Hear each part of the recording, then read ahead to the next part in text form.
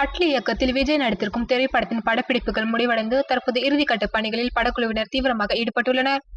இப்படத்தில் விஜய்க்கு ஜோடியாக சமந்தா, எமி ஜாக்சன் ஆகியோர் நடித்துள்ளனர்.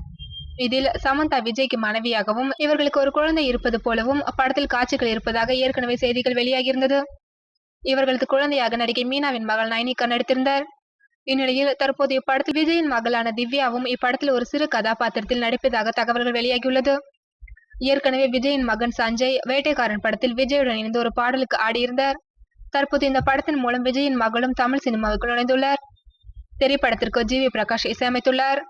பிரபு, ராதிகா சரத்குமார், இயக்குனர் மகேந்திரன் உள்ளிட்டோரும் இப்படத்தில் நடித்துள்ளனர். George C. வில்லியம்ஸ் ஒளிப்பதிவு அமைக்க கலைப்புலி எஸ். தானு பிரம்மாண்டமாக இப்படத்தை தயாரிக்கின்றார். படம் வருகின்ற தமிழ் புத்தாண்டுக்கு வெளியாகும் என எதிர்பார்க்கப்படுகிறது.